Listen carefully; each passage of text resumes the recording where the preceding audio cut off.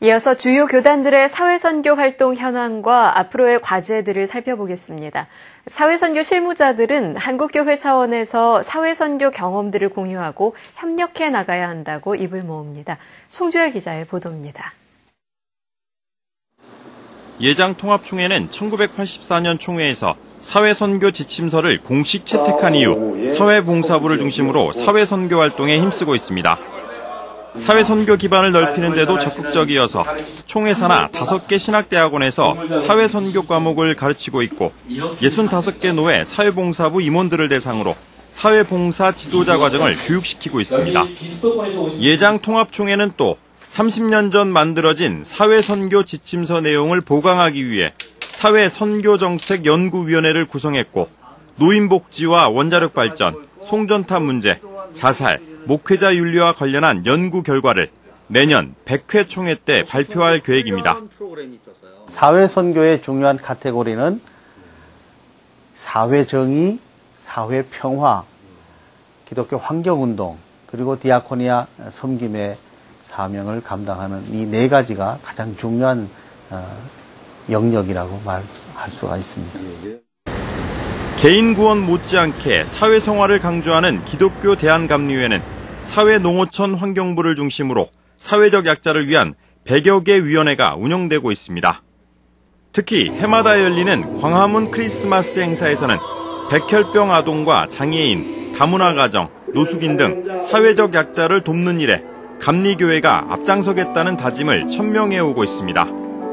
사회선교는 바로 교회가 소외된 이들을 끝까지 관심하고 사랑의 눈으로 바라보고 책임지는 선한 사마리아 영과 같은 그런 성서적인 배경을 갖는 사역이어야 한다고 생각을 합니다. 민중신학의 전통이 있는 한국기독교장로회는 총회 내 정의평화선교부가 대사회적인 목소리를 내고 생태공동체운동본부와 평화공동체운동본부가 각각 환경운동과 통일운동을 주도하고 있습니다. 특히 기장총회는 평화통일기도회를 매주 월요일마다 전국 노회가 함께 참여하도록 하는 등 남북 화해와 통일 문제에 관심이 많습니다.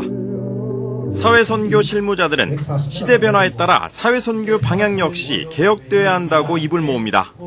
특히 교계 보수권에서 여전히 사회선교에 대한 이해가 부족한 상황이기 때문에 사회선교 신학에 대한 저변을 넓히고 교단을 넘어 한국교회 차원에서 사회선교의 경험들을 공유하는 노력들이 필요하다고 주장합니다. 한국기독교교회협의회 내에 에큐메니칼 디아코니아와 사회선교 훈련을 시킬 수 있는 아카데미를 설치하고 그 교육 과정을 통해서 지도자를 양육해야 된다고 생각을 합니다. 각 교단별로 사회선교 엑스포, 사회선교 박람회 이런 식의 개념으로 사회선교의 사역들을 소개하고 그리고 또 그런 프로젝트의 경험들을 공유하고 실무자들은 또 교회협의회 가입 교단들을 중심으로 한국기독교사회봉사회를 개혁해 국내 사회선교 연합 모델로 만들어야 한다는 의견도 덧붙였습니다. CBS 뉴스 송주열입니다.